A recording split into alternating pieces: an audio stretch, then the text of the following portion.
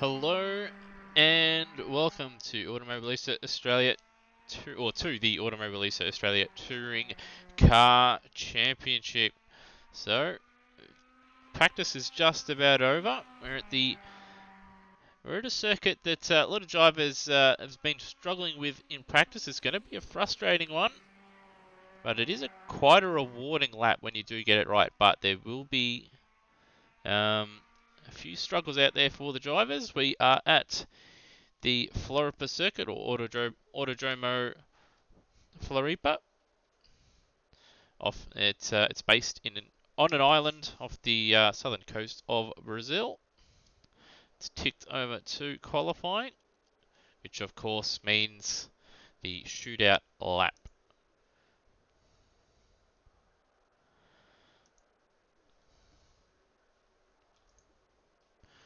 So just waiting for a couple of the drivers to head out onto the circuit.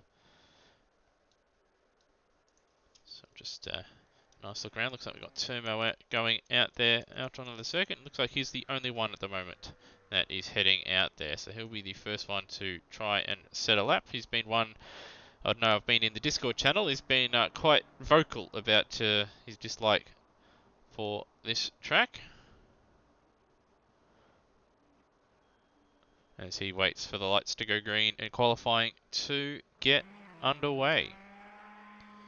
And there it is. And away we go for qualifying.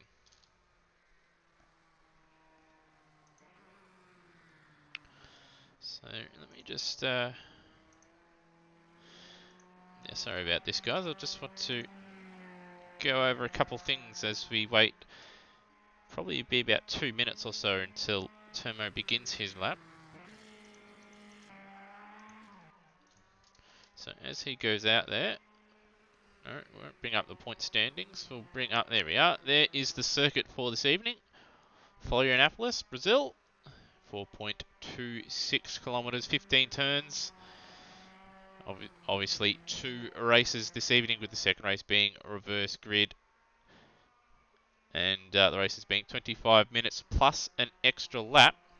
And those 15 turns, I've got to say, the first chicane there on your screen, it's going to be a tricky one for the drivers. It's very easy to cut, and there's big anti-cut curbs on the left and right. But you can use a little bit more of the right-hand side curb, but the left-hand one will bounce you around a bit and will give you a track cut very, very easily. Turn 3 there should be flat out, and then Turn 4 is fairly simple, just a 90-degree right-hand corner, but the next one, it does open up a little bit. You want to carry speed through there, but it's very easy to understeer off wide and compromise your run, because the next right-hand after that, at Turn 6 there, that should be flat out, and then you've got a long run to the end of the first split line just before that chicane there, which is downhill. And then, obviously, the left-right after that little downhill chicane, you've got that long left-hander there. That is a very, very tricky corner. We will see drivers going off there, as well as that long right-hander just after that. Anyway, just cut back to Turmo. He's just beginning his lap. I'll bring up the live timing for you, or the HUD, so we can see how he's travelling out there. All right, away we go. In fact, we're right on board, Turmo, as I don't think anybody has seen this circuit before, at least not many of you. And this is the first chicane, so he's not very confident there taking the curb there, but he did give himself a track cut, which is quite vital around here. I reckon we'll see 1 or 2 drivers getting a cut in qualifying here. And to second gear, or turn 5, a little bit of a lift there for turn 6. And then flat out here at 7. Now this chicane here, you cannot see the entry. He goes down to second. You can use a lot of curve here. It does bounce the car around, but you've got to fight your way through it. And you want to be flat out once you know you're going to make that initial point in the chicane. Now this is, personally for me, the trickiest corner on the track. Is this long left-hander here, double apex. This is where drivers are going to make up and lose a lot of time. Termo's taking it okay through there, and this is another one of these long corners. It's going to be tricky in these cars. As you can see, Termo battling it a bit. Opens up, and then this is the second part of it. Again, you want to be just about flat out there in your qualifying trim. You probably want to be flat out. This next left-hander, you want to be braking about 90 to 80 metres down to second gear. Use a bit of curb on the power early. Again, the entry to this is just blind a little bit. Down to second gear. He's slid the back end out though, has Termo, so that's going to compromise him because as soon as you turn in here, you want to be straight on the throttle. A bit more, so it's a 150.5, so he'll be a little disappointed. The fastest time in practice is a 144 by Brennan Foley. But if you do want a 45 or 46, it's not bad. 47.2 for Termo. And Cracker, he goes and sets a 48.6, but he was a late joiner in practice, so that's not a bad effort from him. This will be a track that's going to be difficult for drivers to pick up. Now we've got Steve Bolger out there. The Gravel Rash Racing / Martini Racing Renault Fluence. It's not going to be a bad lap here from Bolger. 46.1, solid. You just want to be solid here because I reckon we will see one or two guys out there pick up track cuts at that first chicane, or indeed go off the road. In fact, we've got Glenn Miles who's got the checkered flag, as has Brownie, so looks like they've gone out there and binned it or got a track cut. And we're yet to see Gary Neville, Brendan Ross, Ricky Slick. We've had Dwayne Davies got the checkered flag out, so he was a pace setter in practice. He was second fastest, I believe. So already qualifying has claimed a bit of a scupper. We'll try and bring up live races if it is in fact working correctly. As we see Brenton Foley exit the pits. Brenton Foley, the only man in the 44s, setting a 44.9.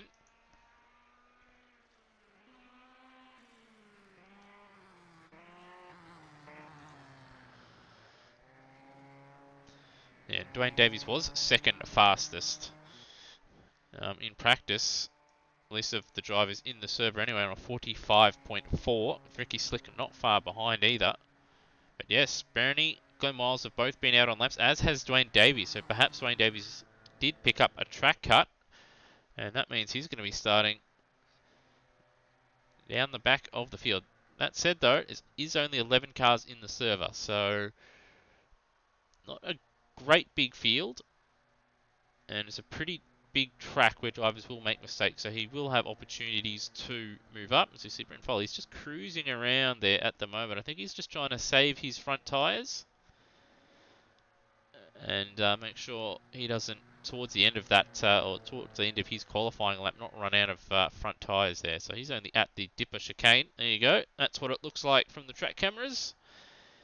But as you saw on Termo's onboard, you do not see the entry to that, and that's where drivers are going to struggle, as well as quite a number of other corners out there on the circuit. So we do have Gary Neville out there. He's pushing nice and hard as well.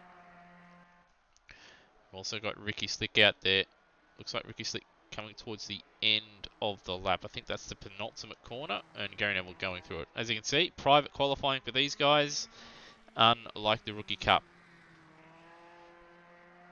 But that was due to numbers more than anything. But as the season's worn on, unfortunately, numbers have died off as Gary Neville is about to start his lap. And that is the long run down to turn one. Now, a bit of trivia. This is one of the few circuits where these cars actually reach sixth gear. So, down into turn one there. And not a bad line or run through the first chicane. But Neville hasn't got a track cut, importantly.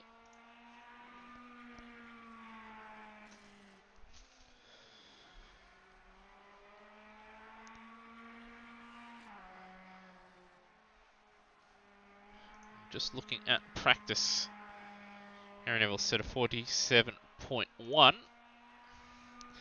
If he were to match that, that would actually put him a hair in front of Termo currently. He's 6/10 down of Bolger in the first sector. Bit of a lock up there into the downhill chicane through the quicker portion of the circuit. Ricky Slick is about 4/10 faster than he is on this current lap, but Slick is 2/10 down on Steve Bolger. And just looking at the track map, yeah, you can visually see on amsoz.liveracers.com/live, can see that, that Ricky Slick has closed in on the track match of Gary Neville. Gary Neville had a very solid middle sector there. Didn't lose much time at all. In fact, only 10th off Steve Bolger, but Ricky Slick, purple middle sector, 40.9. Brennan Ross, couple tenths down in the first split, so here's another one out there. All the FCR Motorsport cars out there, both Team Scrouse and the full team. As we see Gary Neville come exit the final corner and approach the start-finish line. He will pretty much match his personal best. In fact, he goes half a tenth faster, and Ricky Slick goes into provisional pole on a 45.6, which is about 2 tenths off. But actually more like a tenth and a half off his personal best, but still not a bad effort. I've had Brenton Foley go back to the pits, so he must have perhaps picked up a track cut. Yeah, let's have a look at the first chicane here. So he's cooled his tyres down, and yep, too fast at the first chicane there, and very, very frustrated. So that's him done. He'll be starting at the back as well.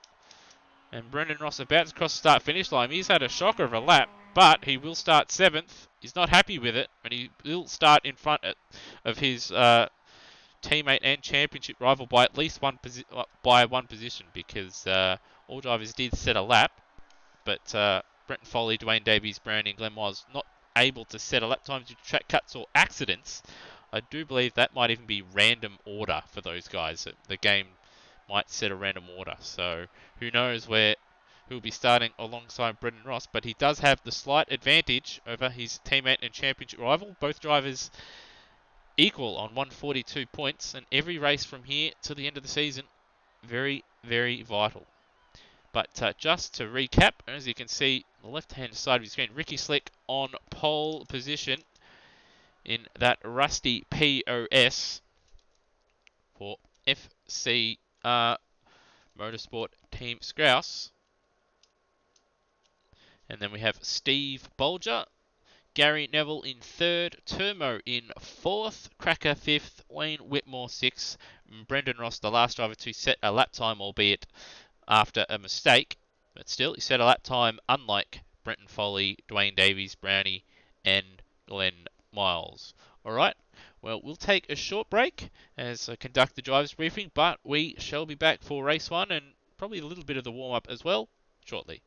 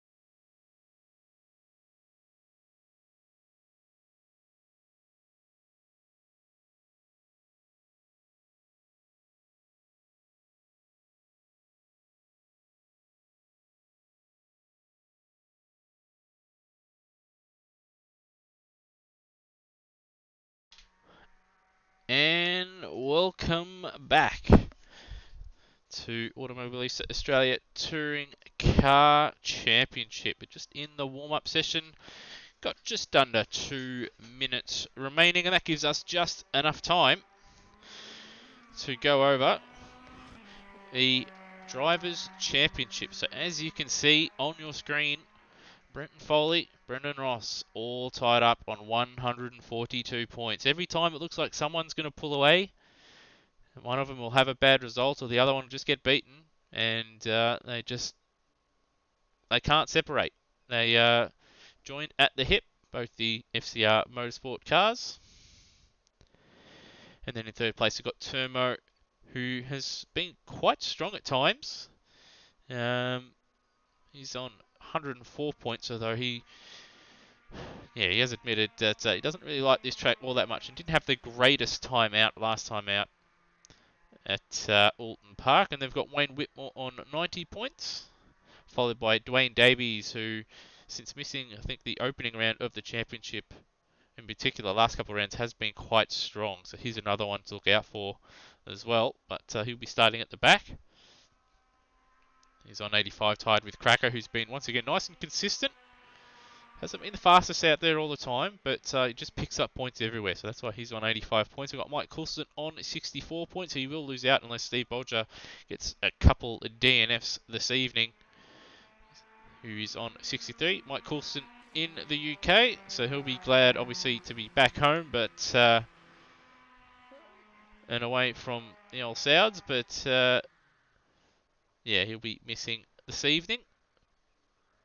And then we've got Ricky Slick on 59 points, who is starting race 1 from pole position. So he's in a very good position to climb his way above Mike Coulston and Steve Bolger, and possibly even Cracker or Dwayne Davies if they have a shocking race.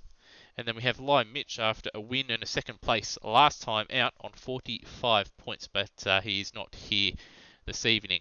We're just about to tick over to the race. The warm-up time has ended.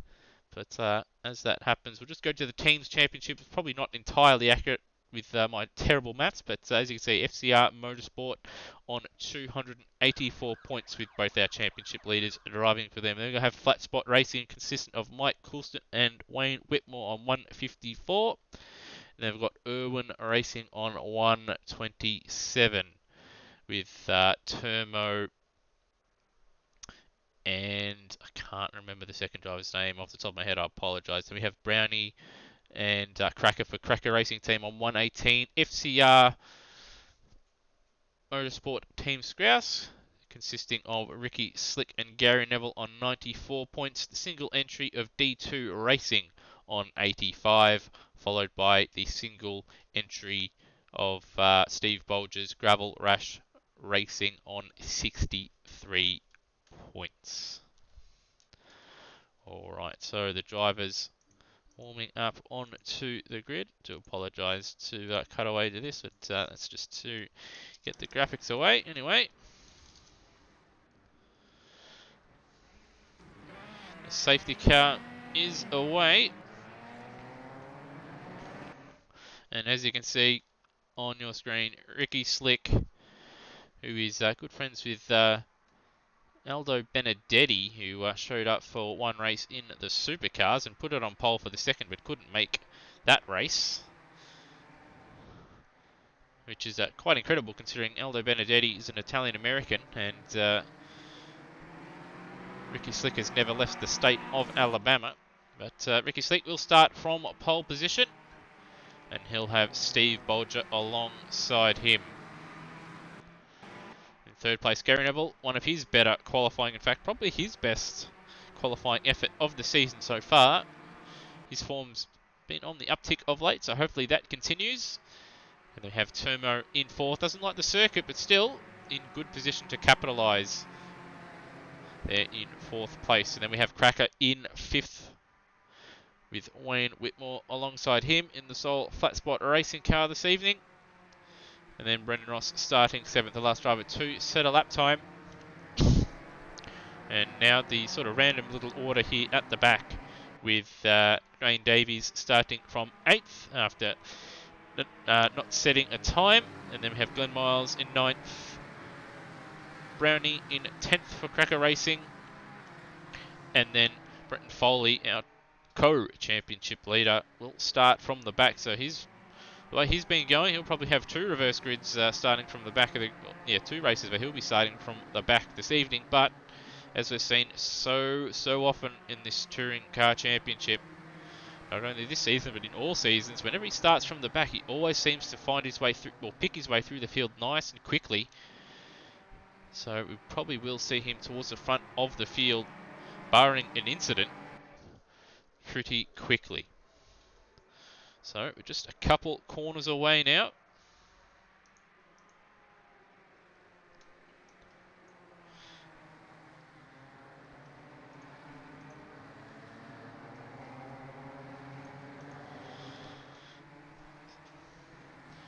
Drivers are forming up. Drivers were told for this round that with a bit of the circuit being pretty tight, that they can run single file until the final sector. And then the drivers are told to remain at 80 kilometers per hour until the start finish line, and then the leader takes us away.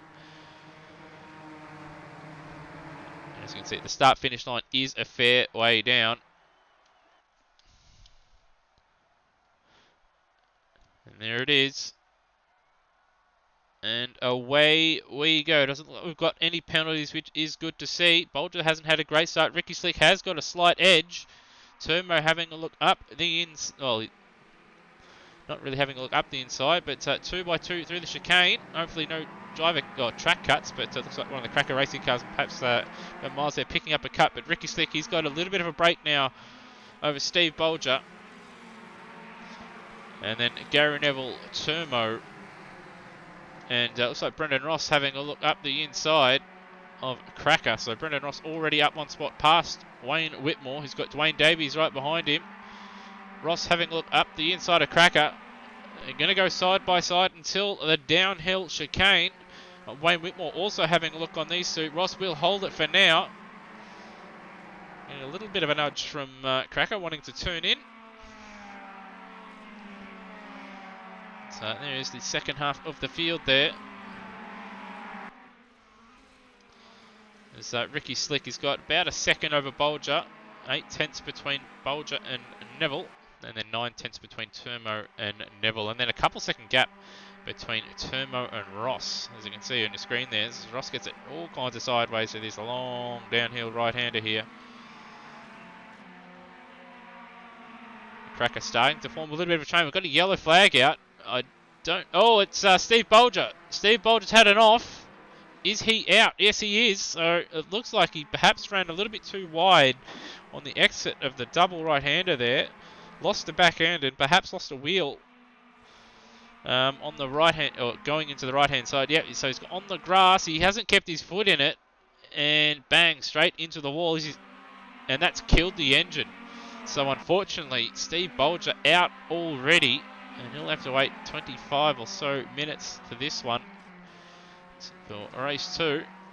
But that means it's an FCR Motorsport Team Strauss 1-2 at the moment, as we see Brendan Ross all over the place in the background. We've got Davies having a look up the inside of Whitmore, but Whitmore holds around the outside. He's going to try and get Davies back, as Foley now trying to go around the outside at, I think it's turn 6, and he gets it done. So ever the opportunist, Foley stealing that place of Wayne Whitmore. And Whitmore has got Brownie right behind him. And Foley all over the back of Dwayne Davies. So Slick 2.6 seconds in front of teammate Gary Neville, who's got Turmo all over the back of him at the moment. And a little bit of a gap to Brendan Ross, but he is closing. Then we've got Cracker.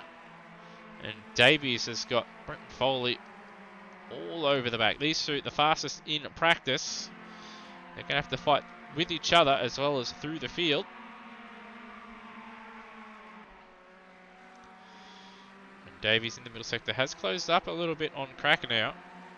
It's Cracker going a little bit defensive. The penultimate corner runs a little bit wide. Davies having a look up the inside of the final corner. has to back out of it, and that's going to compromise him. But Cracker lost the back end, and Davies had nowhere to go and sends Cracker out of the way. In fact, we'll just have a little bit of a replay of that as Ricky Slick sets the fastest lap of the race on a Brendan Ross fastest lap of the race, a 46.2. But this is the incident between Davies and Cracker. Cracker just lost the back end there and slid in front of Davies, who had nowhere to go. And in fact, Davies actually giving Cracker that little nudge there probably saved Cracker a bit of time, because I don't think he would have recovered that car very quickly, as Whitmore all kinds of sideways there.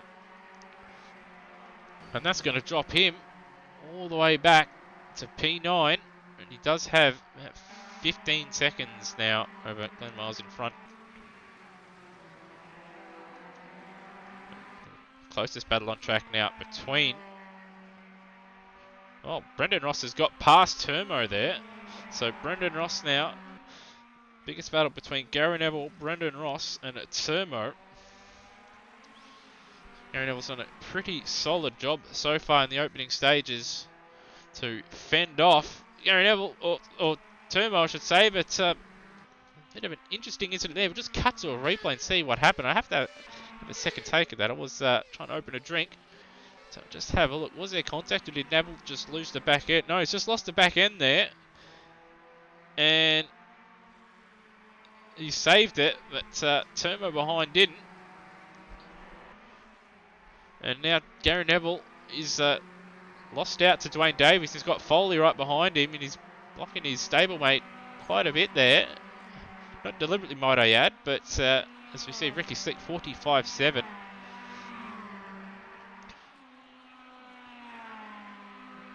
Got Foley right in the slipstream. Gary Neville is thinking about it, but he's not quite close enough. Making a pass at the first chicane is going to be tricky, because it's very easy to pick up a track cut through the second part there. So that is something to look out for. And in fact, on that last lap, Brent Foley didn't have a lap time counted, so he must have got a track cut at that first chicane. And this is helping Dwayne Davies out, but he's not capitalising really, because he's not really breaking away from Brenton Foley or Gary Neville as much as you'd think.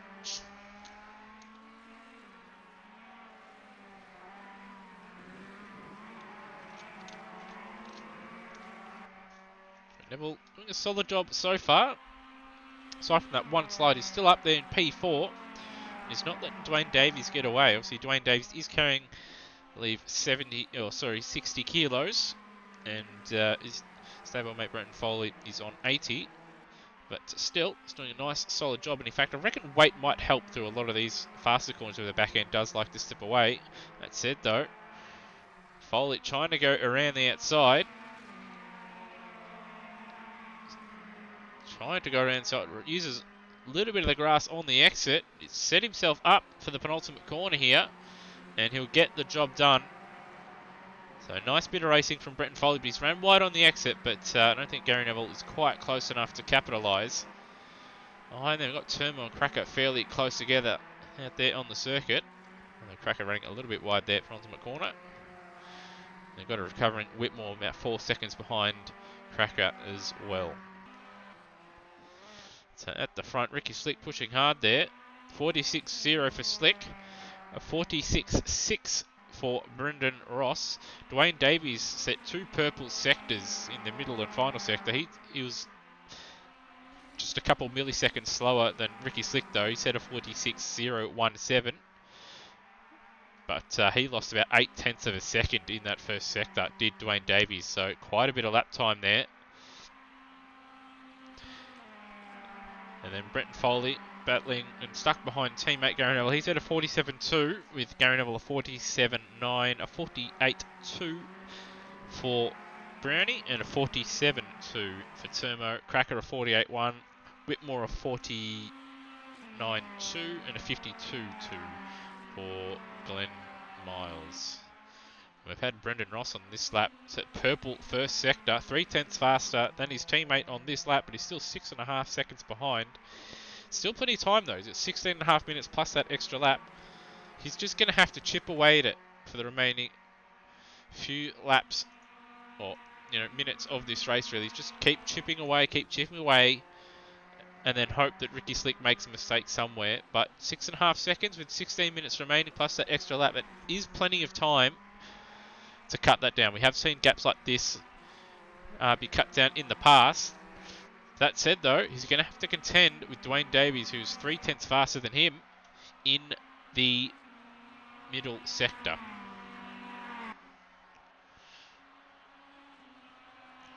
Brennan Ross, 45.6 for him.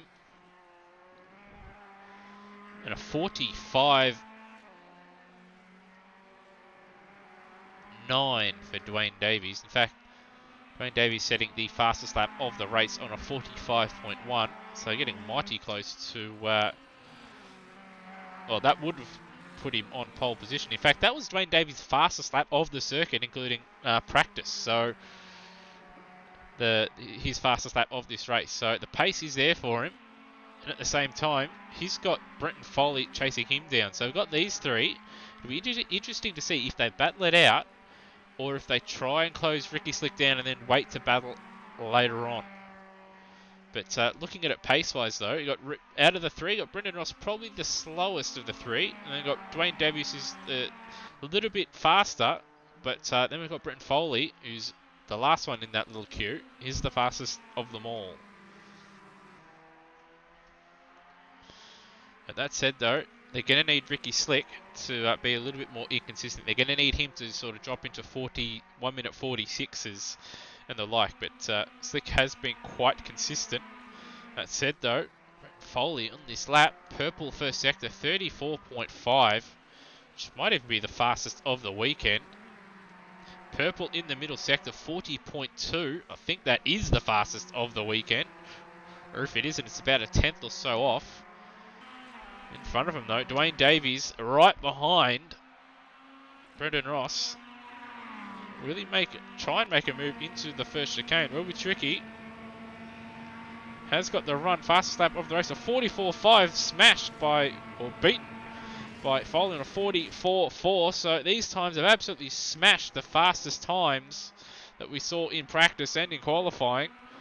So we see Ross running wide there, hit the curb a little bit too hard at the chicane, and there goes his championship rival and teammate, Foley.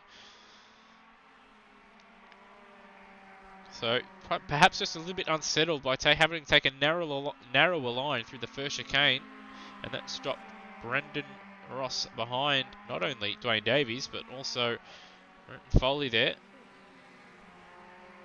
We've got Gary Neville, he's 2.5 seconds in front of Brownie. Brownie's actually set his personal best on that last lap, so Brownie's doing quite a nice job. He's getting faster and faster as the race and weekend goes on. But making this battle for second place. Didn't last very long, the battle between Ross and Davies. Nor did the battle between Foley and Ross. That said, though, Ross isn't giving up. Perhaps just needs a few laps just to gain a little bit of composure. Perhaps follow some lines that these faster drivers are taking and pick up a thing or two. And perhaps wait for these guys to close in on Ricky Slick. And then if they do battle, then to take advantage of that. That's it, though. Dwayne Davies, a little bit of an advantage over Brenton Foley. But I think we'll see these two duke it out at some stage, because Foley does seem to be just a shade faster. So he's hit the 45.2 for Foley, 45.5 for Davies. And Ricky Slick got a track cut last time out. So that's another thing to look out for as well, track cuts. Not sure how many Ricky Slick has, and Brendan Ross must have got one at that first chicane there, so he must have just ran a little bit too wide over that anti-cut thing. We did see him bouncing around there, so that is no surprise. Very easy to pick one up there, that first chicane, as we've said. But I think that's the first or second for Ross. Ricky Slick, I believe, is the first one he's had so far this race. But you don't want to pick up 5 of them. You do that 5 times and you'll find yourself with the drive-through. But Ricky Slick, 7 seconds in front. And he's out on his own. But then we got the battle for second. So Foley's been quite handy in this first sector. Both Davies and Foley not setting first sector time, so they've both got track cuts. Foley's already had, I believe that'll be his second or his third. That's they battle it out now through the right-hander. So Foley's been quite mega in this middle sector. A little bit of rubbing between these two, between the Focus and the Corolla. So you see, Brennan Ross wide there. That shouldn't cost him too much time. Now, how much will Davies battle this? And how hard will Foley push this? Because there's 3/4 minutes remaining, 10.5 minutes remaining. They're 6.3 behind Ricky Slick. So they've gained on this lap on Ricky Slick. That said though, they've both picked up track cuts on this lap. Yeah, so no lap for either of those guys. Brendan Ross 46.6. That looked like it was a little bit, a lot of curve there at the first chicane there. A lot of curve again for both Davies and Foley. So it'll be interesting if they both picked up track cuts this time around as well. As we see up the inside. So Davies ran too wide there at the first chicane and a bit of a lock-up as well. That's going to give Brendan Ross a decent run. Ooh, another slide there for Davies. So he's lost a little bit of composure. He needs to gather up a little bit, otherwise he's going to lose track of Foley in front and come under further threat from Brennan Ross now. And there he's wide again. Ross, sorry, he's taking a good line through the chicane. But this next corner, it's going to be tricky for him. Not a big braking zone. That said though, Ross is trying. He's having a look, but backs out of it. It's just a little bit too far, or too fast I should say, to make a move. And Dwayne Davies did pick up a track cut. Brett Foley didn't. But Foley must have been just millimetres from a track cut there, but that's two in a row. Dwayne Davies and Brendan Ross also picking up a track cut as well at the first chicane. So I reckon Ross, he'd be very, very close as well. He'd be on 2 or 3. Behind them, a nice battle forming now between Gary Neville and Brownie for P5.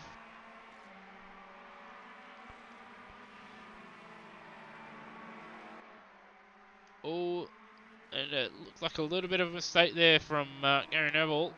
He hasn't had a great couple of corners, and now Brownie right behind him.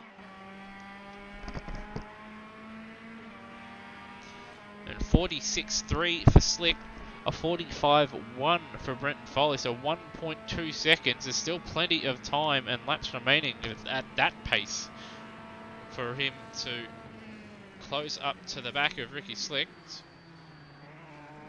So watch Neville and Brownie battle it out through the first chicane.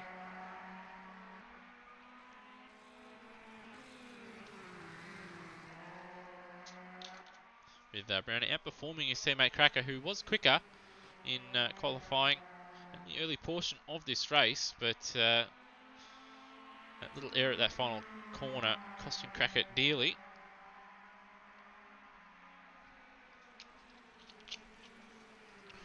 And looking at live races, no track cuts at this time in the first sector, but Ricky Slick 35.0 and a 35.7 for Brenton Foley, so a mistake perhaps. As he's dropped 7 tenths in that middle sector, costing him dearly. He needs to make up time as fast as possible, and now he's having to deal with Dwayne Davies again. So he had broken away from him. That mistake that we didn't see now put him under pressure again. A little bit wide in the penultimate corner. Dwayne Davies right there with him, right on board.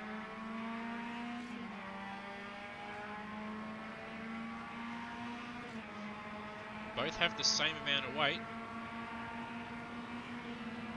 Fair amount of slipstream there for Dwayne Davies. He is going to go for it.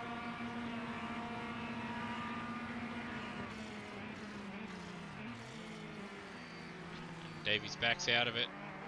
Ooh, and that was very aggressive there for Brenton Foley over the curbs.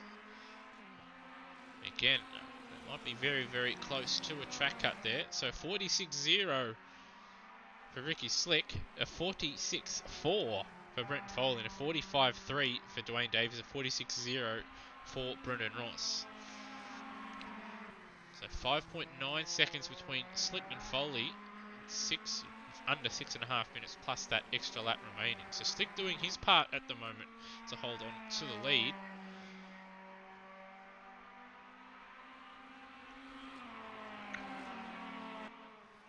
Well, Foley, he's got to be perfect, I'd reckon, from here on out if he wants to steal a win at the death. Yeah, Dwayne Davies has dropped off the back of Foley now. Didn't have the greatest run through the chicane, taking the shallower line. That cost him a little bit, but he hasn't been particularly great throughout this lap. And as we've seen, Foley has been just that little bit faster. As you can see in your live timing there, gained 9/10 on Ricky Slick in the middle sector. In fact, it's a bit more than that. It's about 1.1 seconds.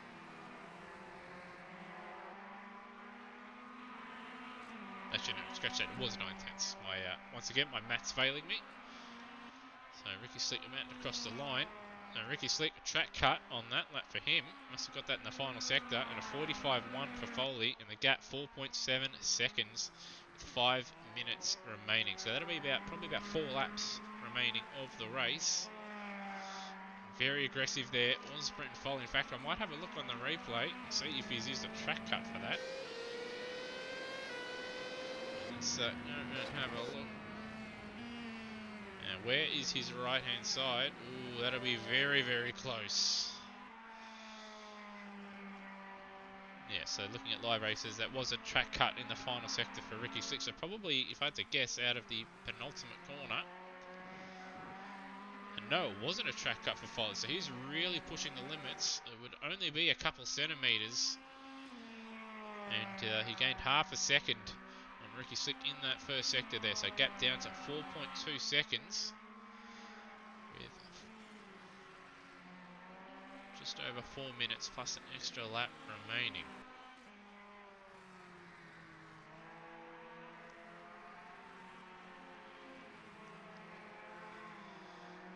Behind them though, Davies, a little bit of a gap over Brennan Ross, but Gary Neville and Brownie continue to duke it out. And another 4/10 in the middle sector for Brennan Foley. So not quite as good as his previous lap in the middle sector, but still mighty quick. Brownie nice and close to Gary Neville, who's not going to be close enough into the penultimate corner.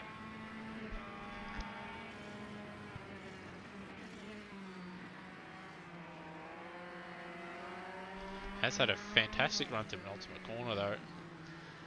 And through the final corner. That's going to give him a fantastic run down the back straight.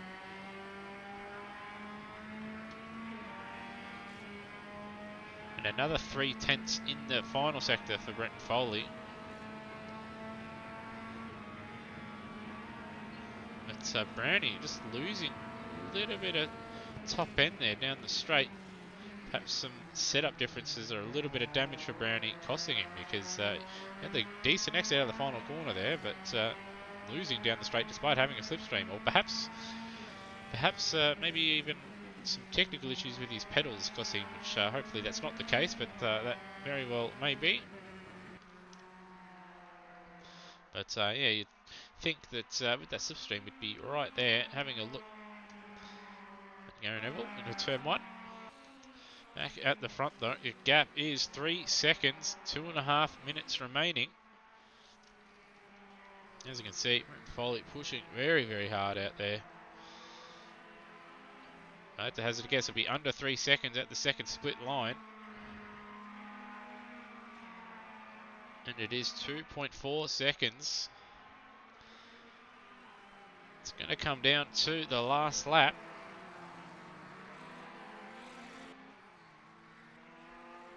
But one thing to do, to remember, Brennan Foley is on 80 kilos. Ricky Slick has had his weight reduced to 20.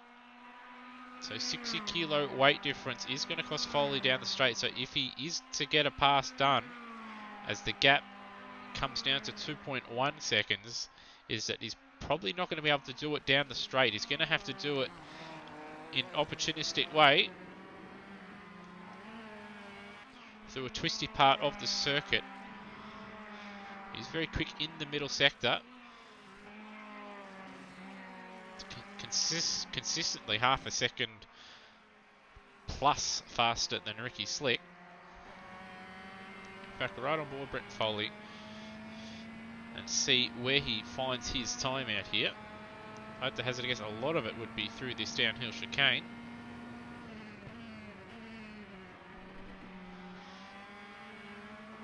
Nice, quite nice through that chicane, and then the long double left-hander coming up as well. That would be another place where he'd be quicker. That said though, Ricky Slick, solid in the first sector again. Foley, not quite as quick as what he's been in previous laps. Yeah, this is another corner right there that you can make up a lot of time. Again, you don't want to lose the back end here either. The gap sort of stabilising a little bit. I reckon Slick's been quite handy on this lap. Yeah, there is. It's remained there at 1.9 seconds. So Foley not the quickest this time through the middle sector. Perhaps his front tyres starting to go off. So you see Slick taking the wider line through the final corner. It's not the fastest line. It's worked for him this time. And in fact, I reckon Slick's just edged away in that final sector. Looking at the gap between the two. Yeah, it's about half a tenth there. And we've had Wayne Whitmore DNF as we begin the penultimate lap. And there you can see Foley quite a bit faster, a lot more confident through that first chicane. And Ricky Slick. I'll try and find what happened to Steve Bolger. Wonder how long ago that happened. Alright, cannot find it, so we'll just skip it. And we've got a drive-through penalty for Brennan Ross. What has happened here? We go to the replay. Is it at the first chicane? Possibly, or it's on the exit there. And Brendan Ross with a drive-through penalty time rank, so that'll be 25 seconds unless he serves the penalty. So costly error as we see Ricky Slick come up to Glenn Miles at the worst possible moment. Miles not making it easy. Ricky Slick's going to be very ticked off because Glenn Miles is not getting out of the way. He had plenty of time to do so and then just blocked him, and that's cost 0.7 of a second. Slick was doing all he needed to do and then was badly blocked there from Glenn Miles. Now Brenton Foley in with a very good opportunity.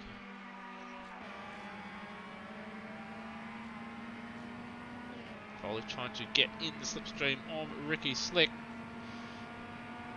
Somehow the rust on Ricky Slick's car giving him added top speed and giving him less drag somehow. Oh, and very aggressive Brenton Foley. Must have had a track cut or so remaining because he's been very aggressive through there, and that would have to be a track cut.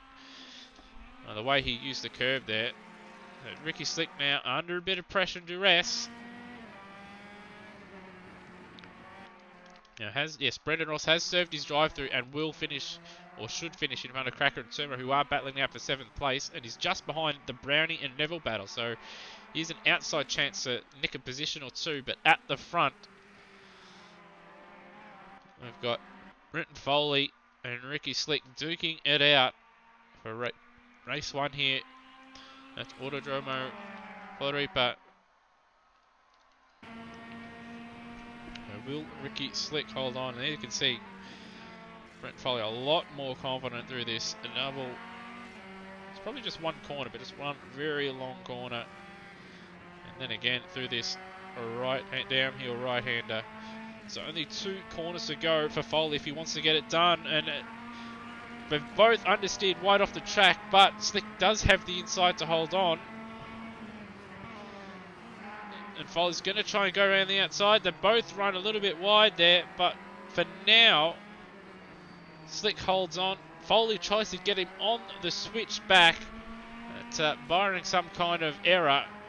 Ricky Slick will take race 1 just over Brenton Foley, who was aided a little bit from Ryan Walsh at the end there. We've had Turmo DNF So it is Ricky Slick, Brenton Foley, Dwayne Davies, a little bit of a lonely third there. And looks like Gary Neville will hold on to 4th place. It's Ross with his late drive-through penalty there. He's not going to be quite close enough to get past Brownie. So it will be Gary Neville to take 4th place. Brownie, not a bad effort from him in 5th. Brendan Ross in 5th place. He'll be a bit frustrated with his penalty. And then we've got Cracker in 7th place. He was battling with Turmo there on that last lap, so we'll just try and find what happened here. And of course, Turmo won't be eligible for the reverse grid race, so DNFing on that final lap. So I'll try to find it.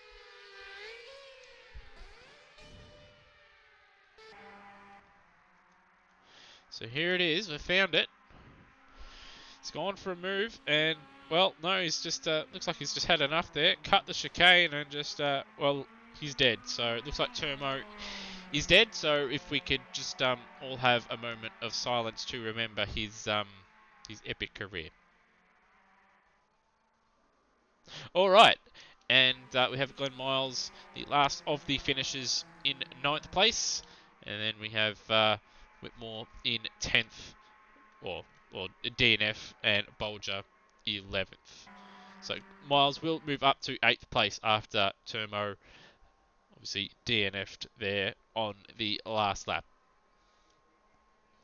So just to recap once again, we have Ricky Slick, our race 1 winner, followed by Brenton Foley, who started right at the back, battled through as he always seems to do, and almost taking the win right at the end there.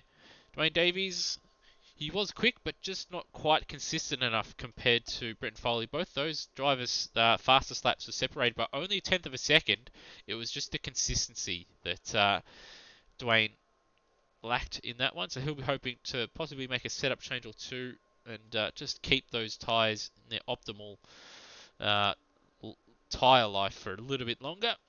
And then we have Gary Neville. Fine effort from him in 4th place, although he'll be kicking himself for making that little error there at the long left-hander early on in the race where he was running in 2nd or 3rd position there. Then Brownie, once again, fantastic effort from him. Didn't start off the weekend too quickly, but found himself setting PBs in the race and was nice and consistent as well. So he finds himself in 5th place. And then Brendan Ross, who will be quite frustrated, as we've said, with that late race penalty and just consistency. He did cut the chicane too many times for his liking and obviously for the stewards as well. So that's why he had a track cut and ended up where he did in the 6th place. Anyway, the server has ticked over and we'll just take a short break as I sort through some things. But we shall be back soon.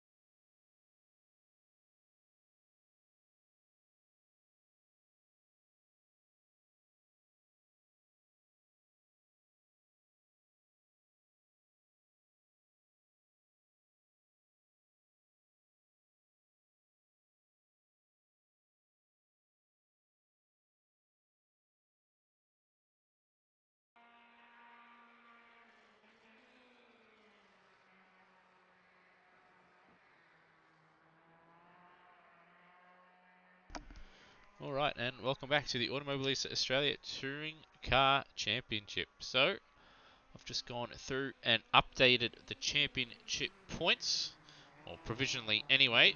So we see Brennan Ross Tokyo drifted through the first chicane in the background there. But yeah, just to go over the updated championship standings after that last race.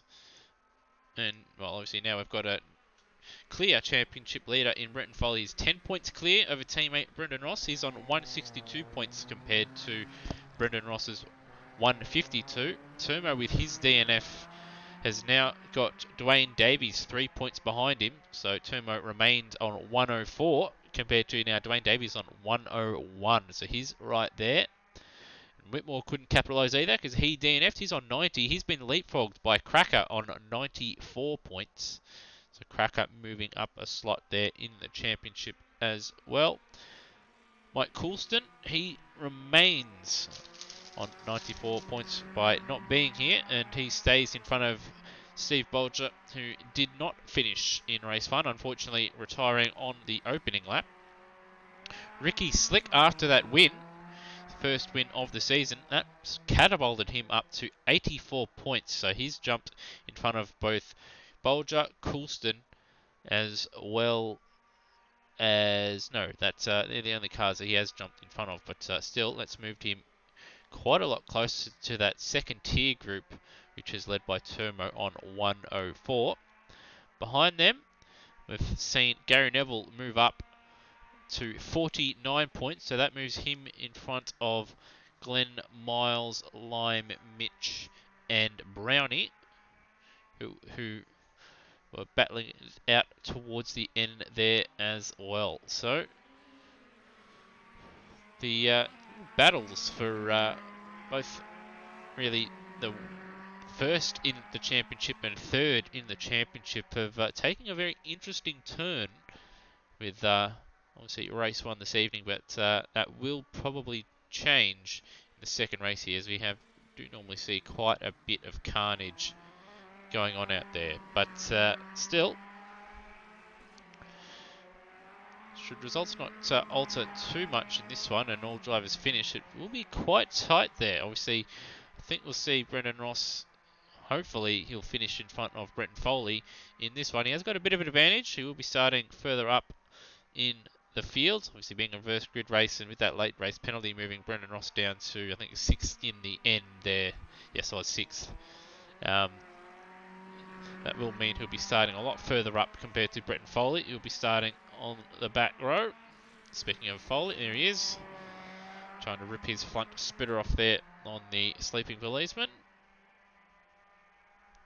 But yeah, you got 152 and 162 at the front there. And then, yeah, you've got Turmo 104, Davies 101, and then you've got Cracker 94, Whitmore on 90, and Ricky Slick on 84. So those guys duking it out for third in the championship, and we've also got a battle for the lead in the championship. So it's going to be very, very tight, I reckon. But just to go over the calendar, I don't have a graphic for you for the calendar, but obviously we've got one more race this evening, reverse grid race for those that finished.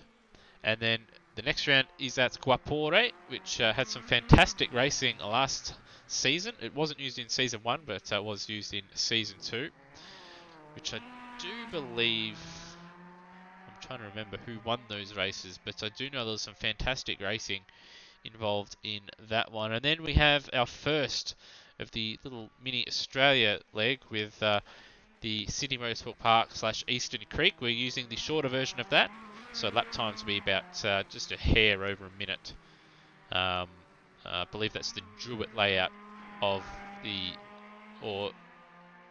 Yeah, I think it's the Jewett anyway. It's the shorter version of Eastern Creek, Sydney Motorsport Park. And then we have Adelaide, the penultimate round, which produced some controversial and some fantastic racing in Season 2. And then, obviously, the final round at the Interlagos circuit with the Cafe Chicane once again rounding out the season, and it will be the final Touring Car Championship season, as we will be moving towards a sort of a TCR based series. The physics will largely, well, they will pretty much be the exact same, barring gear changes. The drivers will be able to change the gear ratios in their cars, so you will see drivers being able to use 6 gear at all tracks. But aside from that, the physics will be the same, but there'll be a lot of new car models. There is, I believe, 11 different car models so far packed into the mod. So we've got everything from Alfa Romeos, BMWs, got Ford Focuses in there. There is Volvos, we've got Honda Civics, which is I believe it was taken from R-Factor 2. So it's the one that was 2012 Honda Civic that was used in the British Touring Car Championship. There's also Peugeots, Citroens, and there's a Volkswagen, and I'm missing another one. But a couple of them, there is some unique sounds. They're all stock sounds. But yeah, there's different sounds for different cars, so they're not all going to sound the exact same. The templates for those will hopefully be up during the week or over the weekend. But I will have to make one for the Volkswagen because there is no template for it. But all other cars do have them, and get that out as soon as possible, and hopefully get the next season up and running. And just to go over next season, all circuits will be in Australia. So circuits like that have been thought about for the calendar. So we're going to have tracks like Mallala will be a circuit. We'll have Symmons Plains, Queensland Raceway is another one, Sandown, Phillip Island, Barbagallo is another circuit. Eastern Creek / City Motorsport Park will be another circuit that we'll look at. That will be on the calendar. And then we may have perhaps Bathurst on there as well, and Adelaide. So it will be an Australian sort of based series, sort of loosely based off TCR, that will be kicking off probably a couple weeks after. So there will be a little bit of a break and a little bit of testing, and obviously give extra time for people to get liveries in and build the hype up after season 3 of the Touring Car Championship Australia here finishes.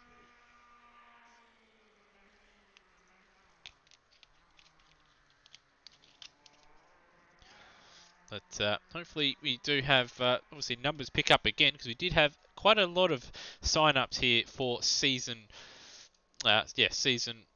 3 here, but yeah, we haven't seen everybody that has signed up show up, and there's actually 1 or 2 liveries that have been made that have never been raced. So a bit of a shame, because 1 or 2 of them are quite nice, but yeah.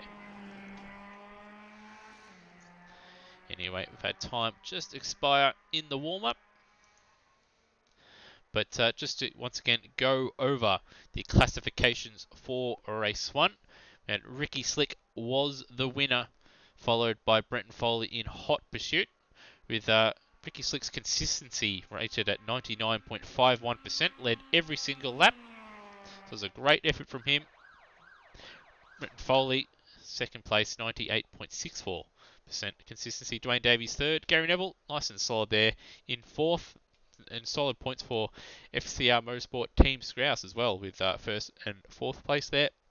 And then we had Brownie in fifth, Brendan Ross in sixth, Cracker seventh, Glenn Miles in eighth, followed by the DNFs of Termo, Wayne Whitmore, and Steve Bolger. Anyway, as you've heard, the sirens go off. It's ticked over to the race session, and it is time for the reverse grid race.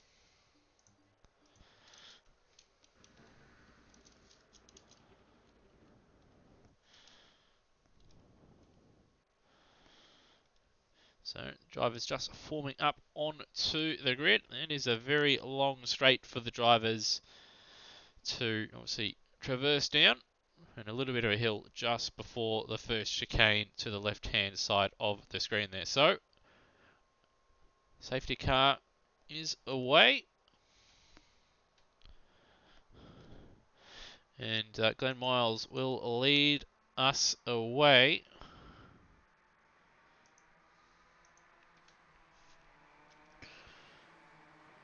Just double check that. No, Van Whitmore has missed the start. Let's see if he's said anything about it. No. Alright, well he's, yes, he's missed the start. But Glenn Miles will lead us away.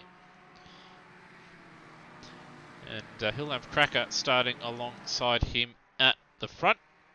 Cracker's teammate Brownie is behind him on the road, but he'll be starting in 4th place. But Brennan Ross will start in 3rd, followed by Brownie in 4th place there. Gary Neville will start 5th in front of, well, alongside really Dwayne Davies. So who's really the first of those really fast runners to look out for. Not too far away from the lead, but you still want to be avoiding the chaos and the uncertainty of the slower drives in front. He's got Brenton Foley right behind him in 7th place, followed by Ricky Slick, our race 1 winner, in 8th place. And then we have Termo and Bolger, as Wayne Whitmore, as you can see on your screen, hasn't made the start. Hopefully he does make it out, but yeah, he's starting from the pit lane at the moment, with Bolger starting at the back. So he's still got a couple corners remaining. Hopefully the drivers have listened to the drivers' briefing for once, and we see a little bit more calm on the race start of these reverse grid races, because they have been a bit hectic at times and have seen some incidents here and there. Although that said, this season has been a little bit more subdued compared to a couple of others we've had over the past couple seasons.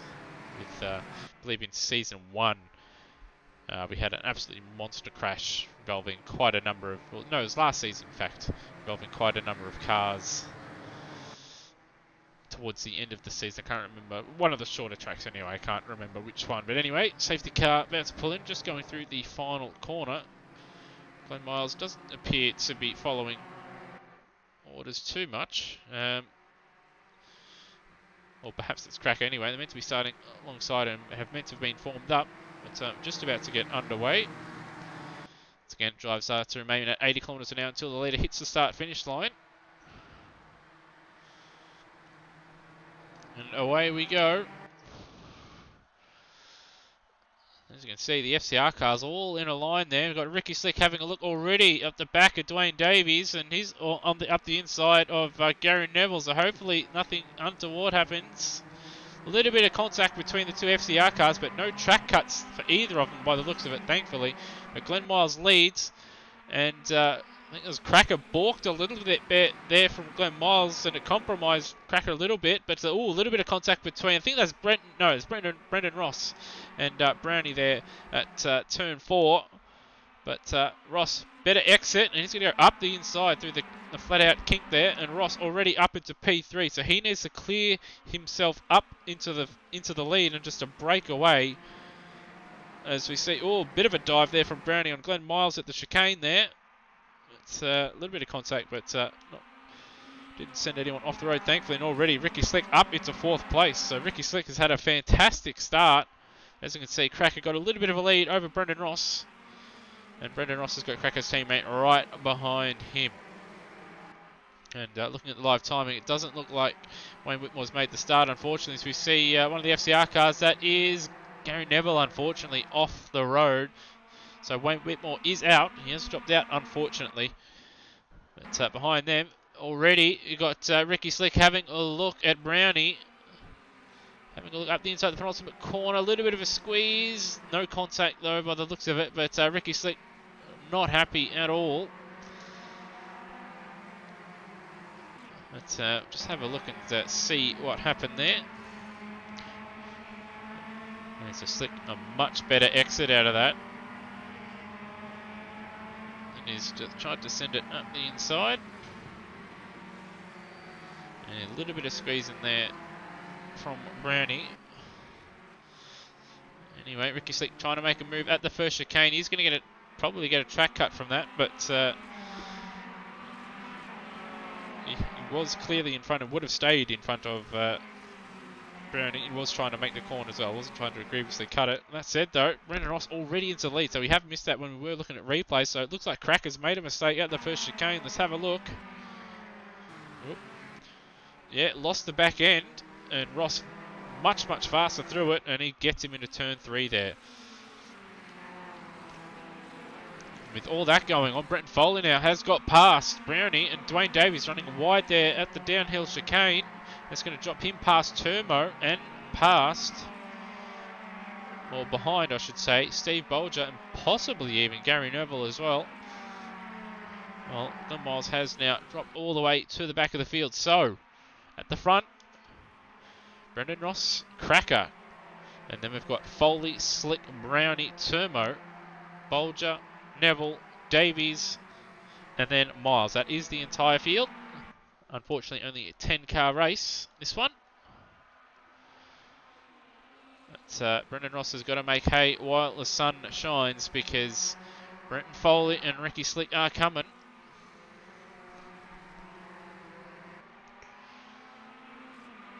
But he's doing all he needs to.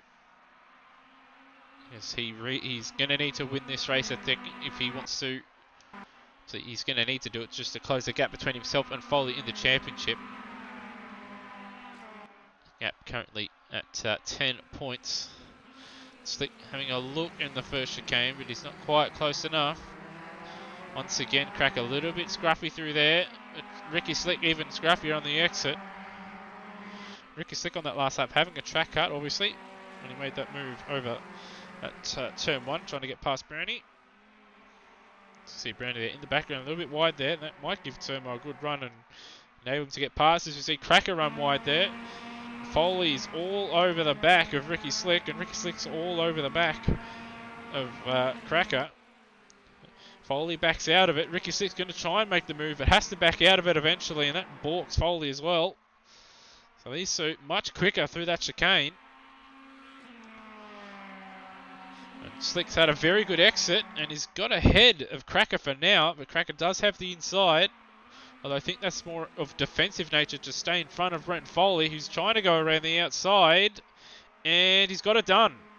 He's got it done. Holds on around the outside and up into 3rd place. So fantastic driving once again from Brenton Foley in these opening couple laps to move himself up into a podium place and right on the bumper. And a little bit of Morse code with Ricky Slick in front. And it's made the move, he's gone for it. Slick gives him room, no contact. Now he's going to try and get on the switchback. He's got the slightly better unders Foley, but he's got 60 extra kilos, and in fact he would have lost a little bit of momentum as well with that unconventional exit there. They've broken clear of Cracker, who's made a mistake and has now got Brownie in 4th place. Foley with the slipstream has actually just managed to creep a little bit closer to Slick. But yeah, his exit wasn't ideal, and Slick holds on for now.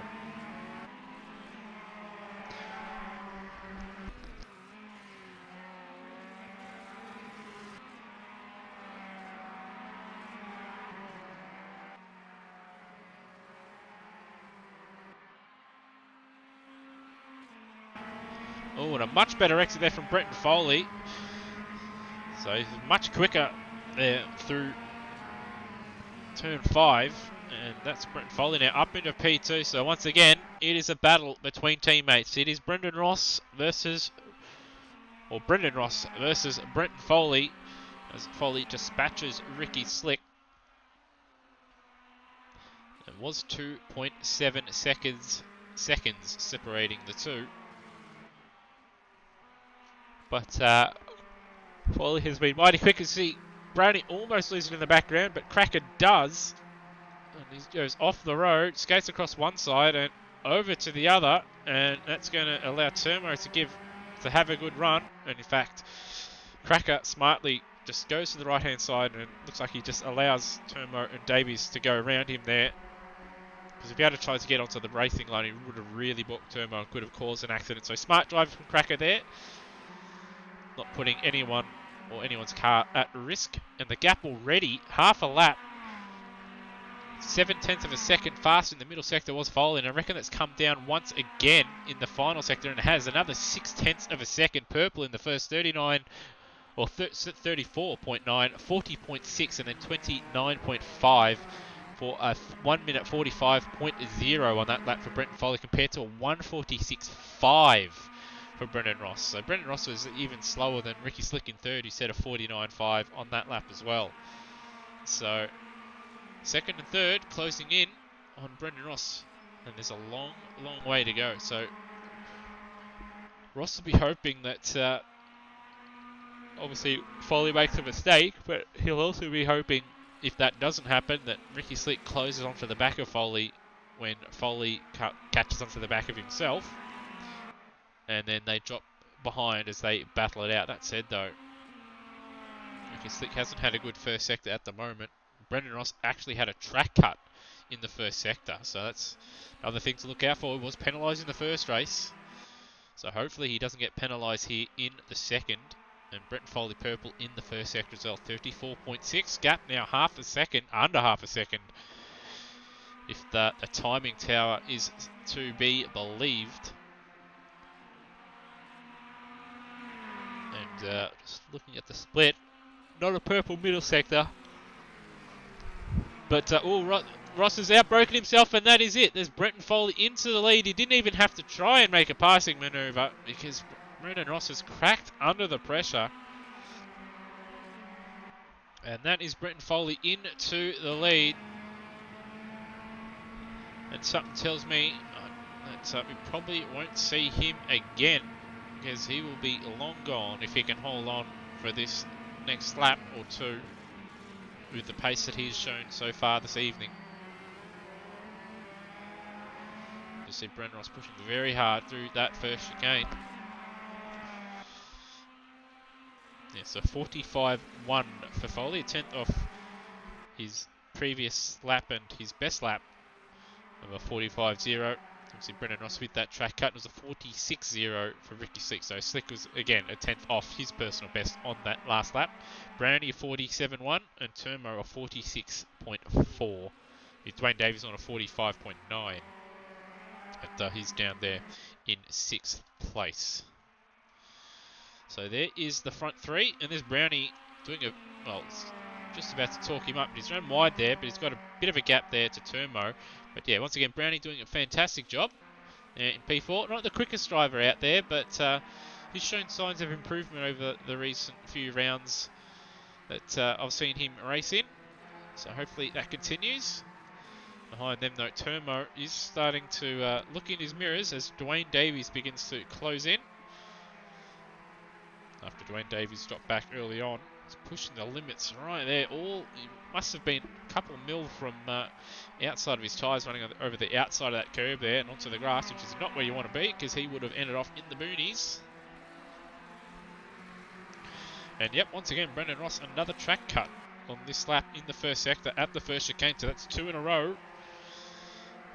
So he's on at least 2, and if he gets another, I think it's 3, that's him done, as we see Brenton Foley, fastest lap of the race, 45.050.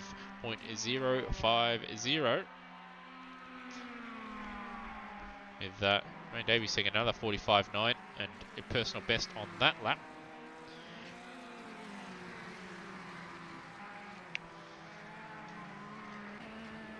Oh, we've got Turmo has made a mistake there. What's happened here? Let's just have a look. It's personal best of 45.6. So he's got pace in that thing, Turmo, but just not able to find that consistency. So looks like he just outbroke himself. Must have just missed his braking point. He's missed it badly. And now he's behind Dwayne Davies, but he's got about 4 seconds over Cracker behind.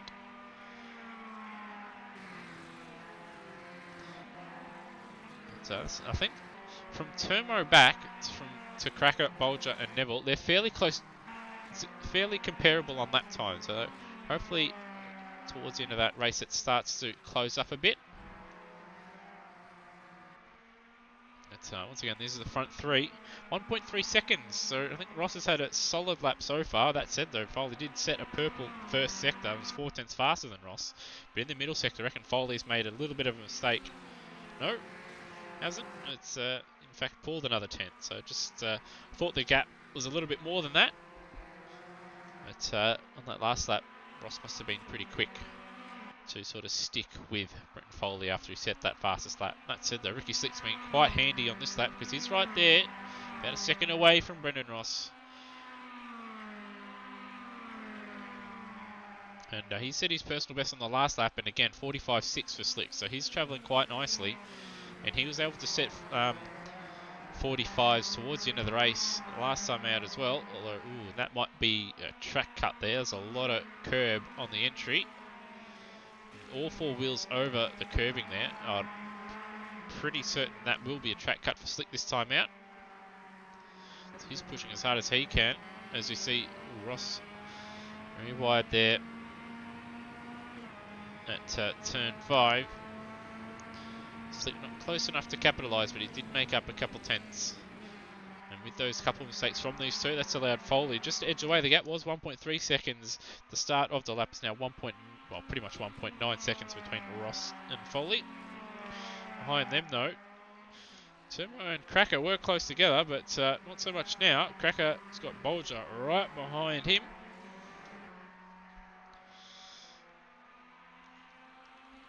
There's Turbo and there's Cracker and Bolger. And there's Gary Neville a little bit further back. So the last time out, 45.2 for Foley, 45.7 for Ross, 45.6 for Slick, 46.8 for Brownie. Turbo obviously cut the chicane there, so his lap time didn't count. A 48.0 for Cracker, 46.6 for Bolger, a 48.1 for Neville, and Davies has made another mistake because he's dropped back, and 59.4. So he did get in. He was in front of Turbo and was starting to chase down Brownie, as we saw, but mistakes dropped him well down. So he's lost probably about 14 seconds. So we see fastest lap of the race. As we see, Ricky Slick, cuts of Ricky Slick and Ross having a little bit of a go with each other into the first chicane. But fastest lap of the race last time out. Another 1 minute 45.0 for Brenton Foley, 46.3 for Ross, and a 45.5 for Slick. So Slick is faster at the moment. You have seen that he's not making as many mistakes as, once again, Brendan Ross, another mistake, and that's going to allow Ricky Slick a run into the downhill chicane. And he probably should take it from here.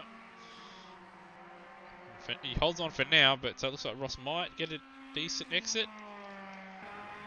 No, he's not going to be quite close enough, so that moves Ricky Slick now vitally for the championship. That's going to increase the points differential between Foley and Ross. And Ricky Slick continuing his hot form here at the Autodromo Floripa. Behind them, Brownie. Brownie is just running a little bit wide. That's exactly what Cracker did earlier on in this race, but he's recovered a lot better than Cracker. So he's got Turbo closing in on him, as well as his teammate and Bolger, who continue to duke it out for P6. And somehow, despite these two battling, they've not lost too much time to Turbo in front.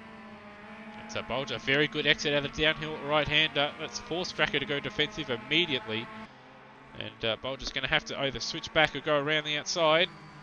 He's going to try and switch back. He's been balked a little bit. Now he's sent it up the inside. And he's going to have the inside for the long final corner and gets the job done. So vitally for Bolger, gets that move done fairly quickly. And he'll be hoping now to chase down Turbo, who was 1.8, but I think he would have lost time. He lost 1.2 seconds of Turbo battling there with Cracker in those last couple of corners. You see Turbo, that might have even been a track cut actually. We just cut back to it. He certainly would have lost a little bit of time getting that slide on. Let's just have a look. Yeah, that is definitely a track cut. So he's just outbroke himself. He's just not braking hard enough, or he's just braking a couple meters too late, and he runs wide again. They're just overdriving a little bit. That said, though, he is closing on Brownie in front.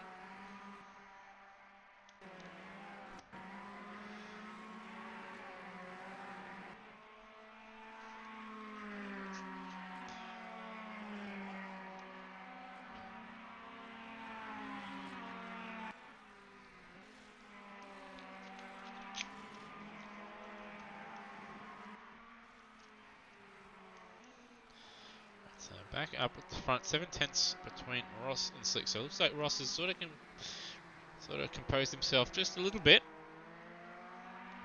fact, Slick on that last lap, not a very good one. Obviously, Slick and Ross battling it out.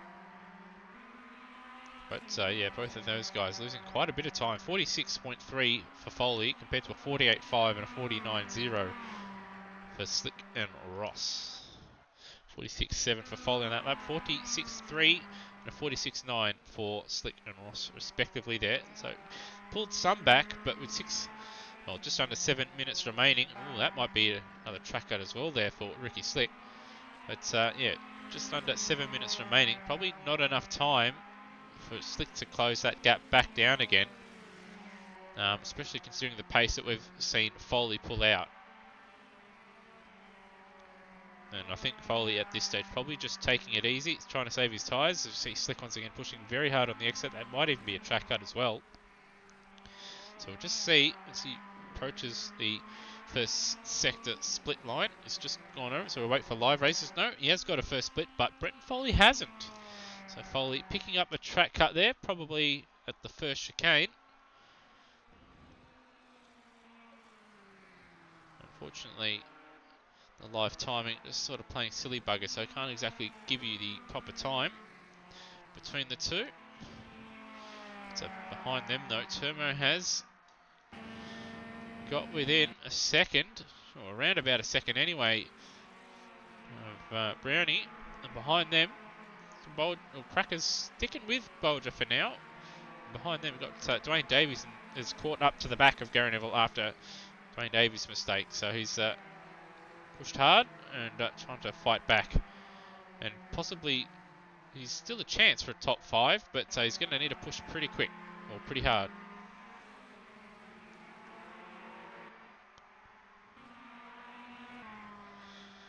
Yes, Brent Foley did get a track cut that time out. What is the gap? 6.1, so 47.0 for Slick. So not a very good lap there.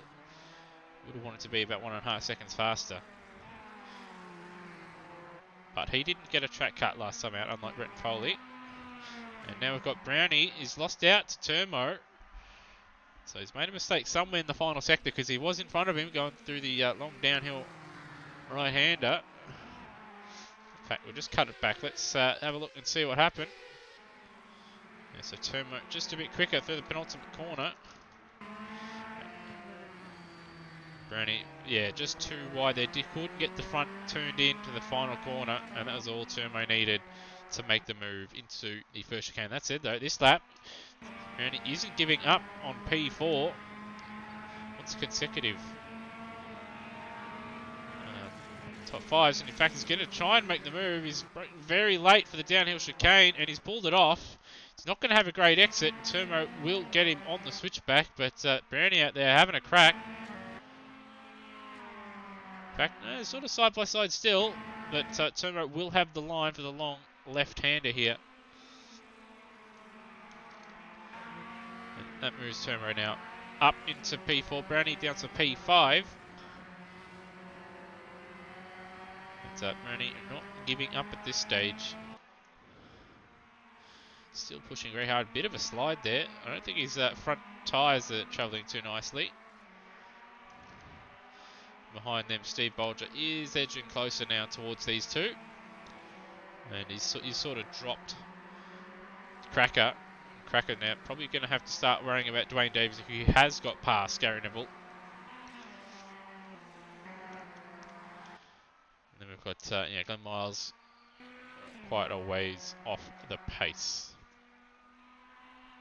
So far, no DNS. So about 3 minutes plus an extra lap remaining. Brennan Foley 5.8 seconds out in front. Lost 0.3 on that last lap. Brennan Ross did pick up a track cut last time out. So he'd only have 1 or 2 remaining, and it would be tragic for him and his championship hopes if he picks up another one and gets a drive through. So he's going to have to be very careful with the we did see 16 laps last time out, so we'll probably see something similar again. But he's right there with Ricky Slick, and he's going to need to get past him to minimise the points loss from this race after having quite a rough first race this evening. Behind them, Brownie still not giving up on P4. not allowing Turmo to break away. He's doing a fine job. Here's Brownie. Although he's not had a good run through this long left-hander though. It's a little bit of time. It's, both the Cracker racing team lads have struggled through there a couple times.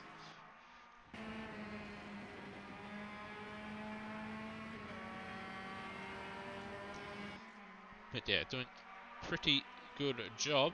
And behind them though, it's like Dwayne Davies has caught up to the back of Cracker. Cracker once again having to go defensive. It's the same thing happened between himself and Bolger just a few laps earlier. Once again, Davies trying to get on the switchback, which is a little bit too late on the brakes. That's it though, Crack a little bit hard into the final corner, but he got the front in, which was vital for him, because if he understeered just a little bit more and had to get off the throttle, Davies would be all over him, if not trying to side by side with him by this stage.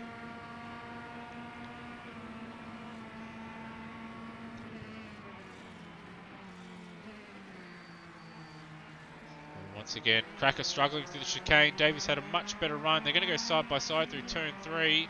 Cracker gives Davies the space. He's going to try and hold on around the outside, but not going to be close enough to make the move stick on the inside of turn 4. And with that going on, Gary Neville is right behind these two now. And so I don't think Cracker and Davies haven't had a good lap, because Cracker on that last lap a 49.4. Neville didn't set the world alight with a 47.2 on that last lap around either. So, yeah, those guys not having a quick one and dropped quite a lot of time to Steve Bolger. Brownie still not too far away from Turmo in front, but he has lost a little bit of time just outside that 1 second bracket now. So he's just falling away. And as you can see, just with the amount of steering lock on the front tyres that he is using up a lot of his front tyres and will probably struggle his next, well, just trying to see where Brenton Foley is. There will be, unless he slows down, no, it will be a 15 lap race, so we're going to lose 1 lap. This will be the final lap of the race. We see the loss of vital few seconds early on in the race, so that's why he wasn't able to cross the start finish line before time went 0, and pushing very hard as you saw there through the chicane, so he's still going at it. Possibly even picking up a track cut there. Ricky Slick did put a little bit of time over Brennan Ross. He must have made a mistake there somewhere on that last lap, because they were about half a second apart early on in the last lap. Turmo is recovered well. Didn't have the greatest run in race 1. And DNF'd, probably in frustration by the look of it. So he's in 4th place, just edging away from Brownie. So pulled another few tenths that last sector there on the last lap. Brownie now, he's going to have to keep his eye on his mirrors just a little bit, as Steve Bolger is pushing, as you saw in the background there, running wide on the grass. And then Dwayne Davies, a little bit of a gap over Cracker now. Davies, who has had pace all weekend, just hasn't had a good one here. He'll be a bit frustrated with his not being able to capitalise on the pace that he's had. And Cracker, he's been a bit up and down as well. Not the fastest, but certainly not the most consistent race he's put together this season. But still, should he finish, he'll be picking up more points. But he's still got to deal with Gary Neville, who isn't far away. And these two still have something to race for. That said, though, Brenton Foley looks like he's going to try and do a... Looks like FCR are going to do a famous finish here.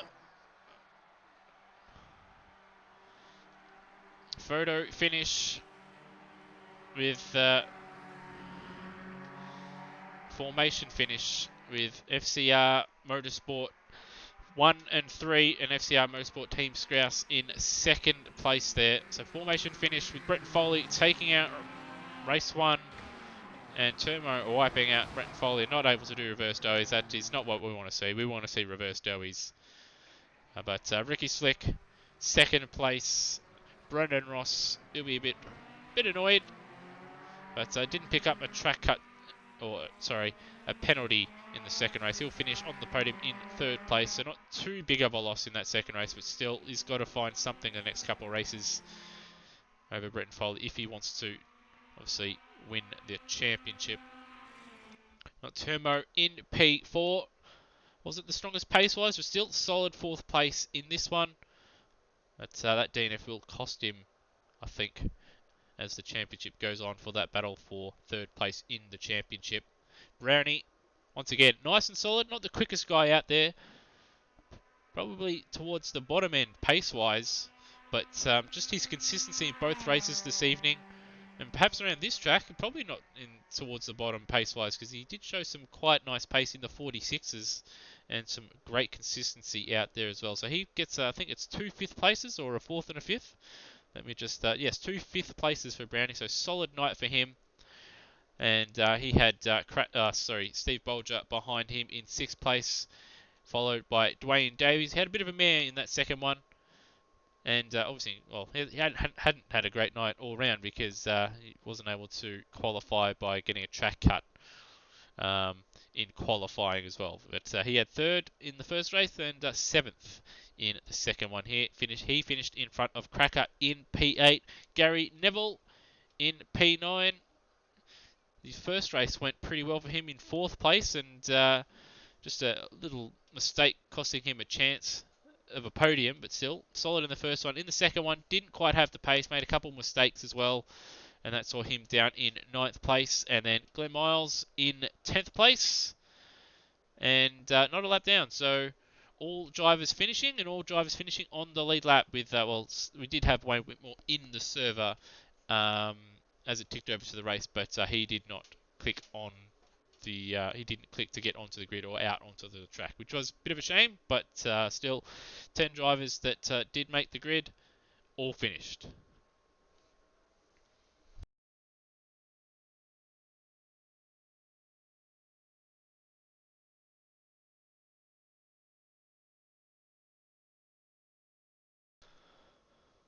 Alrighty, so I've been joined in, the post-race commentary box by a number of drivers, but I think we'll cut to our race 2 winner in Brenton Foley. Well, Brenton, a very productive night for your championship hopes with a 2nd place and obviously a win in that second race, but it didn't start off great with you getting a track cut at the first chicane in qualifying.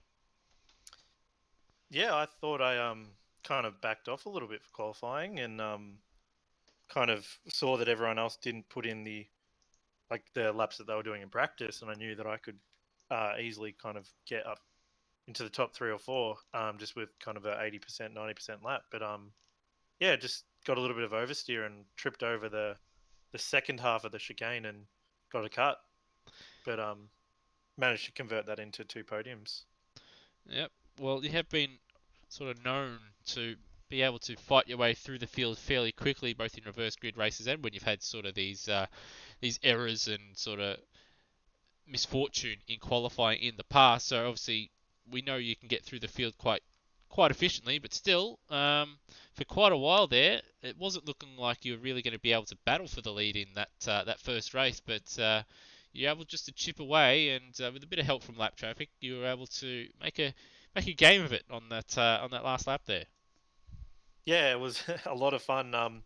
I probably backed off on the first lap a lot more than I normally do at this track, especially with how dangerous the chicanes are and things like that. And I really wanted to get through lap 1 and even lap 2 just damage free. So I only picked off cars kind of when they left a massive gap for me. But yeah, I normally most races due to tire wear make adjustments with both bars on the fly, and they don't normally do too much. But yeah, this track it just absolutely hooked up. As soon as I made a couple of adjustments, all the life came straight back, and car felt great.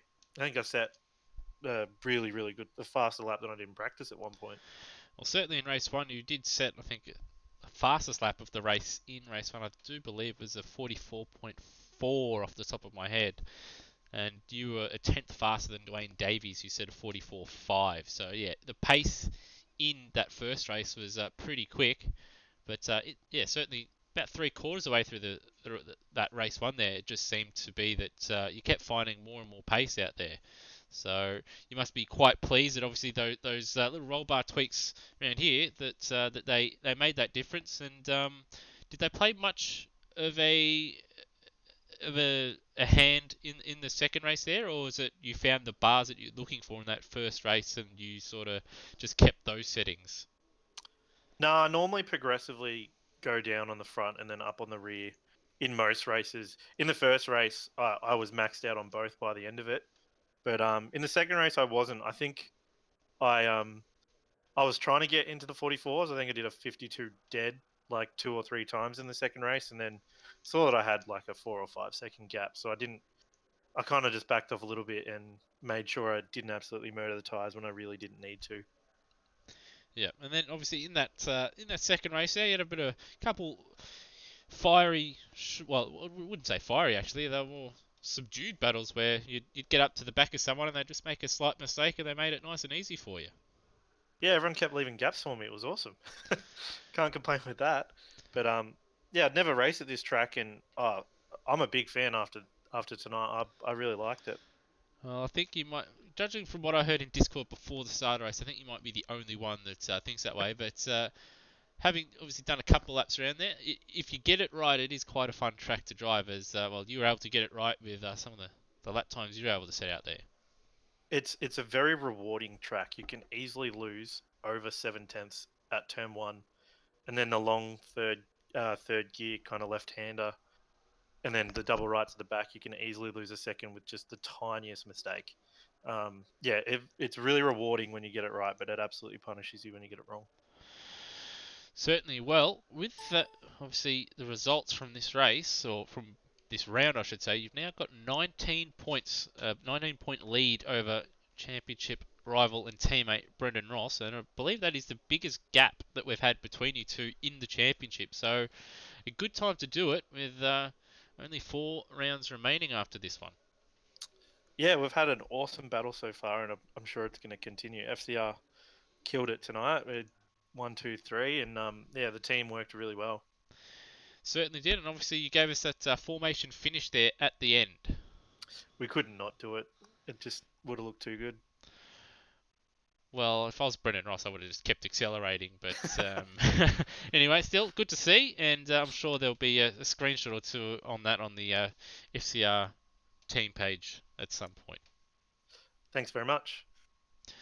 All right. Well, we have been joined by our favourite Alabamian. I don't know how to pronounce it correctly, but that redneck from Alabama. We've been joined by Ricky Slick, who was able to take his first win of the season, I believe. Yeah, first win of the season, and took a second place in the second race. So, Ricky, you're able to get into well, you obviously qualified on pole. You're able to build a little bit of a lead, but towards the end of that first race, it looked like he got just a little bit nervous as he got stuck behind, unfortunately, a bit of lap traffic, and on that last lap, you had to deal with a very quick Brenton Foley.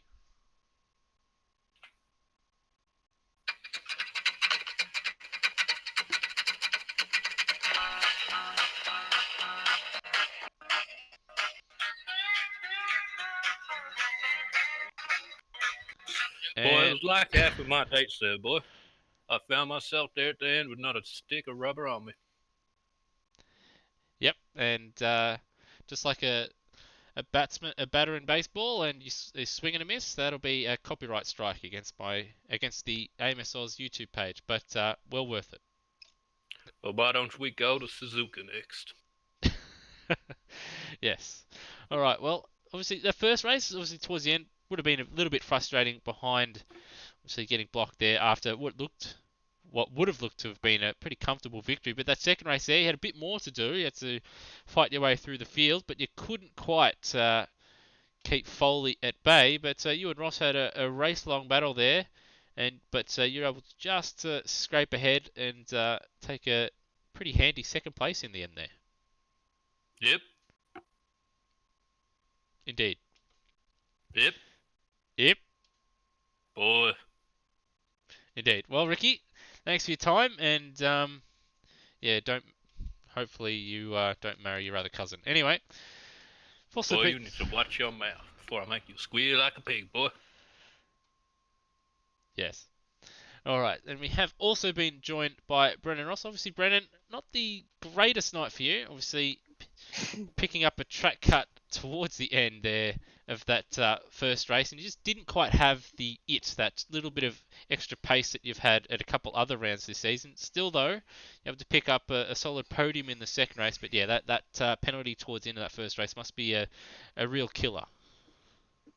You can't top that interview.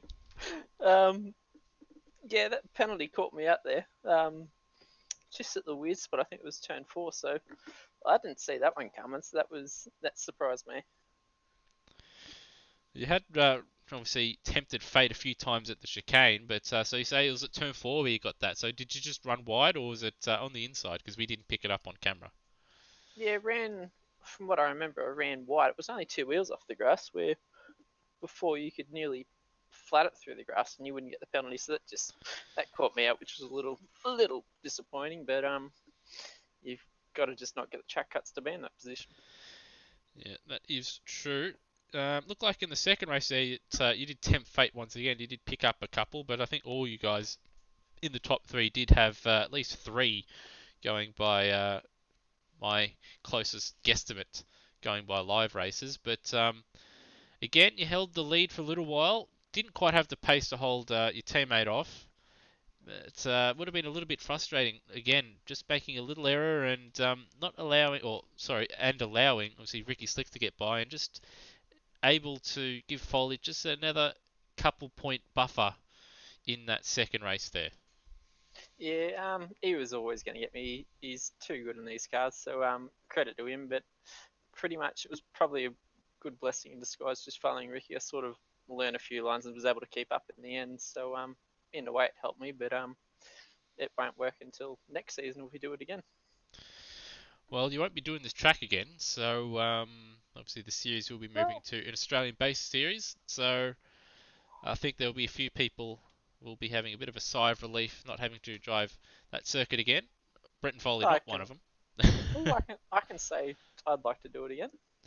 Well, we might have to chuck that. Might have to chuck that in for another series, perhaps. But still, 19 points behind.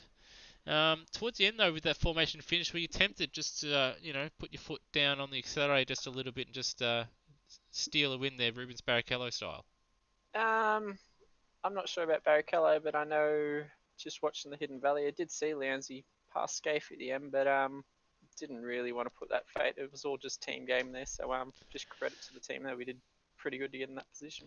And yeah, I guess that's fair enough, but still too much camaraderie and friendship in this championship battle. So you guys, if we were going to give out awards for, say, most boring personalities, I think FCR with their 2 championship leading drivers are a shoe-in. So congratulations on not only probably going to take the team championships and drivers championship, but also most boring personalities award.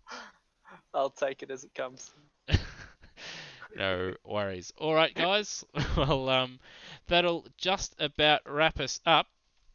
But just to reiterate, what is going on at AMS Oz in the coming week? I do believe we have TCAC on Wednesday night. I'm just trying to check their Discord and find out which circuit it is. So, race schedule. Let's have a look.